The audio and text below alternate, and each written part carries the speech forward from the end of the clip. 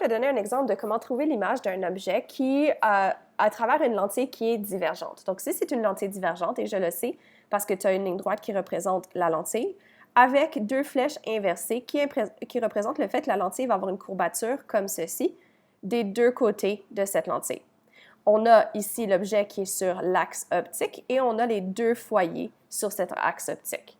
Donc, pour trouver l'image, il faut suivre les règles de traçage de rayons. Donc, on va commencer avec la première règle. Donc, la première règle dit que ton premier rayon va quitter un point de l'objet et être parallèle à l'axe optique. On va le rendre plus parallèle que ça parce que ça, c'est pas très parallèle. Et sachez que plus que c'est précis, mieux que c'est au niveau du résultat. Ensuite, il va être réfracté selon une différente trajectoire qui va partir du premier foyer qui est ici. Donc ça serait la trajectoire du rayon qui va être réfracté en passant à travers la lentille. Donc maintenant, on va pouvoir tracer le rayon. Donc ici, tu as un rayon et il va passer par la même trajectoire. Je vais indiquer des flèches, parce que ça, c'est important pour indiquer la direction dans laquelle le rayon va. Donc maintenant, comme vous voyez, j'ai mis une flèche qui montre le rayon qui part et qui frappe la lentille et le rayon qui est réfracté par la lentille et qui passe théoriquement par le foyer principal qui est ici. Le deuxième rayon que je vais dessiner va être un rayon qui va partir du même point au sommet de mon objet et passer au centre de ma lentille et ne va pas subir de réfraction. Mon troisième rayon va être un rayon ici, qui va être vert. Donc, ce rayon que je vais changer, ça va être mon troisième rayon.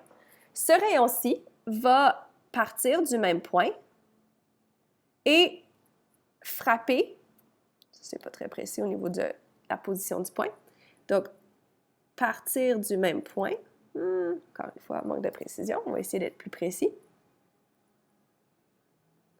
et se diriger vers mon foyer. Maintenant, ça va être difficile de le placer si je ne mets pas une ligne directrice pour me l'indiquer en pointillé. Donc, je vais commencer avec ça. Donc, ici, ça, c'est la direction et la trajectoire de mon rayon, mon troisième rayon, pour passer à travers le deuxième foyer théoriquement. Et donc, il va suivre cette même trajectoire et frapper la lentille. Ce qui va me permettre ensuite de tracer le rayon qui va être réfracté, qui lui va être parallèle à l'axe optique. Donc, il va partir de ce point-ci et va être parallèle à l'axe optique. On essaie d'être le plus parallèle possible. C'est difficile à dire, mais je dirais ça semble très parallèle. Et ensuite, on doit prolonger ce rayon. On doit prolonger ce rayon en arrière de la lentille pour voir le point d'intersection. Donc ici, je vais peut-être commencer ici pour avoir plus de précision. Pas très précis.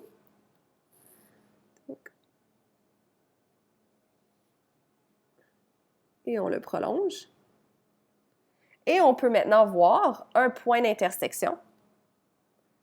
Avant ça, je vais mettre ma flèche pour indiquer mon rayon qui est réfracté à travers ma lentille. Et comme on peut voir maintenant, on a un point d'intersection qui se trouve ici de ces trois rayons qui sont réfractés, donc les trois rayons qui quittent la lentille.